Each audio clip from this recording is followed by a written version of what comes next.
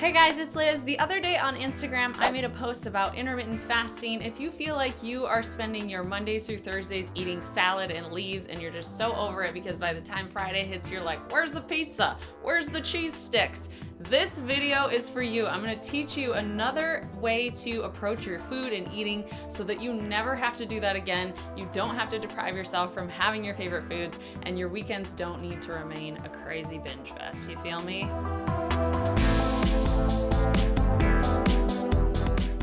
Stick around for today's video. I'm going to be sharing with you a 3-part video series all about intermittent fasting and everything that you need to know to give this method of eating and lifestyle a shot. There's also going to be a free intermittent fasting starter guide for women in the description box below. I'll make sure to link it all up for you. Make sure you click it to claim yours now. And also, while we're at it, don't forget to subscribe and like this video if you want to see more information about nutrition, diet options, lifestyle hacks, and intermittent fasting. I personally started intermittent fasting 3 years ago. As I got into fitness and became a personal trainer and fitness instructor, started eating better, the first thing that I did was completely wrong and did not work for me. I was counting calories, and it was annoying to have to always do a math equation every time I sat down at a table to eat something. So I started looking into alternative views, alternative lifestyles, different methods to eating, and I stumbled across intermittent fasting. The thing about intermittent fasting is that it is not for everybody. So make sure that you don't have any of those risk factors that's linked up in the post in the description box below for you.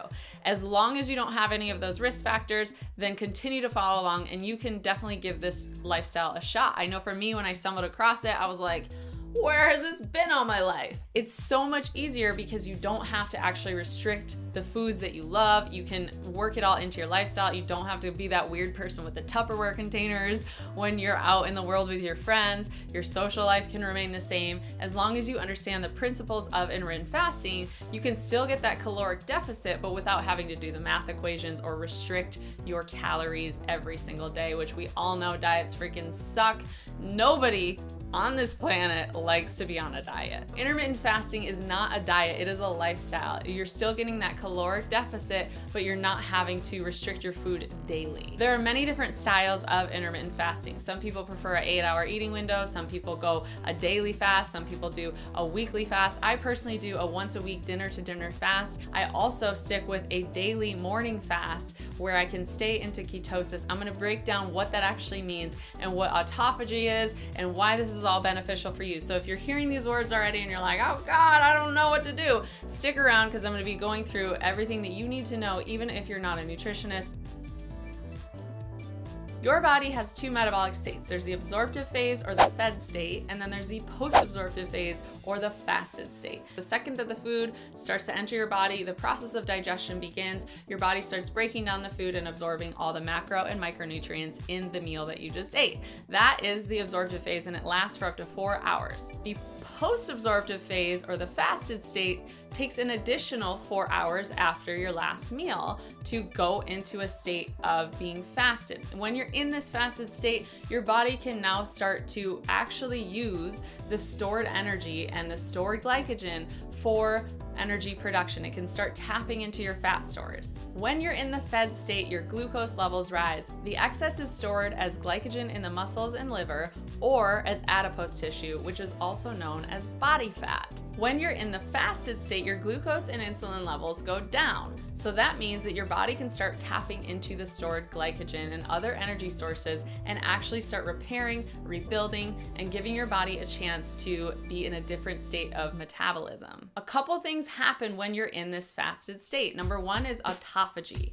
Autophagy is basically, think of it as your cells start eating themselves. It's self-cannibalism, if you will. Our bodies are really crazy and weird, and they have that built into them. Process of autophagy, your cells actually create membranes that swim around and look for dead, used up, or potentially diseased cells. Break them down, use them for parts, and then take whatever's left. Those molecules are used as energy to help rebuild and create new, healthy cells. So it's a really cool process of breakdown and repair. Another thing happens when you're in the fasted state, which is called lipolysis. This is literally the fat burning equation. So your body can start to tap into your stored fat cells and use them for energy instead of burning off the glucose that happens in the fed state. Glucose in your body is a simple sugar and it's really good for energy. So think of it this way. When we're in the fasted state, we are in the fat burning mode. And when we are in the fed state, we are in the sugar burning mode. Which would you rather be in? When you're constantly eating throughout the day,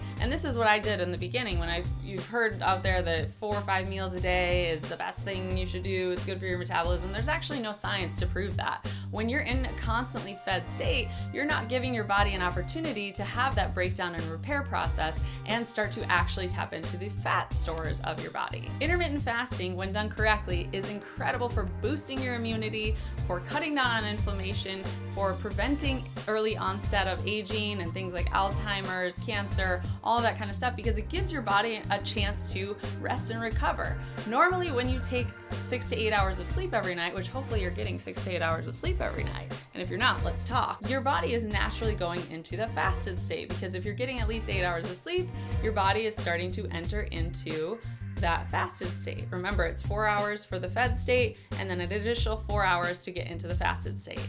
Now, here's the problem. If you wake up first thing in the morning and you're having breakfast right away, you're immediately breaking your fast. That's why it's called breakfast. Instead, what I like to do is keep my body in a state of ketosis. Now, we can get into the difference between intermittent fasting and ketosis in another video. For the purpose of today's video with intermittent fasting, it is specifically taking a break from ingesting solid foods. Now, during this intermittent fasted period, you definitely want to still make sure that you're taking good care of your body. You're getting light exercise, maybe a little bit of yoga and stretching, things like that. But because your calorie intake is much lower on these days, if you're doing the full 24-hour fast, make sure that you're getting still the micronutrients that your body needs and taking good care of yourself mentally, emotionally, and physically by keeping your exercise levels low on that day. If you're curious to learn more about the specifics on how to get yourself started with an actual intermittent fasting routine, again, make sure you click the link in the description box below. I put together a free intermittent fasting starter guide for women specifically for you. Okay, you guys, I know that was a lot of information, a lot of science terms flying all over the place. So if you have questions, leave them in the comment box below.